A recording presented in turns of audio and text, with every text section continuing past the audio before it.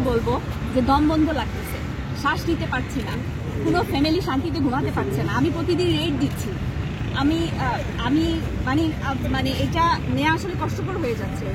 As a মানে আমি আমার যে ছাত্রকে আমি ক্লাসে পড়িয়েছি তাকে সবসময় শিখিয়েছি, ন্যায় বিচার শিখিয়েছি, আমি তাকে গণতন্ত্র শিখিয়েছি, কিন্তু সে তো এখন তার চর্চাটা দেখছে না। সে তো নামবেই, সে তো ব্রাশ করবে এই সময়, এবং সেই সময়টা হয়তো আমরা দিয়ে দিয়েছি তাদেরকে, সেই সুযোগটা তাদেরকে ব্রাশ হওয়ার, এবং সেই সুযোগ যখন আমাদের হাতছাড়া হয়ে গিয়েছে আমরা কিন্তু তাদেরকে আর ঘরে ফিরে আনতে পারবো না।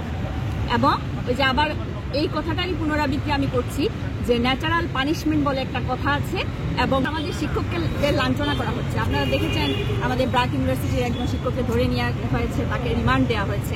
এখন যেহেতু আমরা ছাত্রদের সাথে একাত্মতা ঘোষণা করেছি তাদের সব কর্মসূচির সাথে, তো তারা যদি এরকম কোনো উদ্যোগ নেয় যে আমরা সবাই জেলে যেতে চাই, নাহলে আমাদের ভাইদের ছেড়ে দেন, তো সেক্ষেত্রে আমরা কেন পিছিয়ে থাকবো? আমাদের তো পিছানোর সুযোগ নাই। তাদেরকে সাহস যোগানোর জন্য তো আমাদেরকে এগিয়ে যেতে হবে।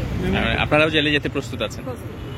যে আমি বিশেষ করে ঢাকা বিশ্ববিদ্যালয়ে যে দুজন শিক্ষিকাকে লাঞ্ছিত করা হলো, আসলে বলার আর কিছু নাই। মানে আমরা হাত দিতে দিতে কোন জায়গাটায় পৌঁছে গিয়েছি। পুরুষ শিক্ষকদের ধরে নিয়ে যাওয়া হচ্ছে, রিমান্ড দেওয়া হচ্ছে, আর আমার মহিলা শিক্ষকদের উপর আপনারা ইচ্ছামতো লাঞ্ছনা করবেন, বঞ্চিত করবেন তাদেরকে। এটা আসলে একটা ইতিহাস হয়ে থাকবে, এবং এই 2024 সালের ইতিহাসটা আমার বাচ্চা শিখবে। আমার বাচ্চা স্কুল গোয়িং, এখনো ছোট, কিন্তু তাকে আমি এখন তাকে এইগুলো আমি বলি। একটা সময় মনে হয় বলা উচিত ছিল না, কিন্তু এখন বলি, তাকে শিখতে হবে, তাকে এই দেশের নাগরিক হিসেবে তাকে জানতে হবে কি হচ্ছে এই দেশে।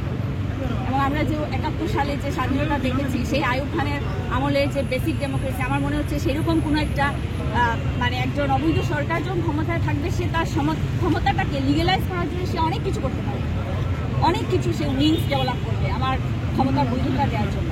এবং মনে হচ্ছে আমরা সেই যুগে ফিরে যাচ্ছি, যেটা এই জেনারেশনের বাচ্চাদের সেন্টিমেন্ট আমরা বুঝতে পারি নাই। তাদেরকে আমরা এতটুকু বাড়তে দেওয়া আমাদের ঠিক হয় না।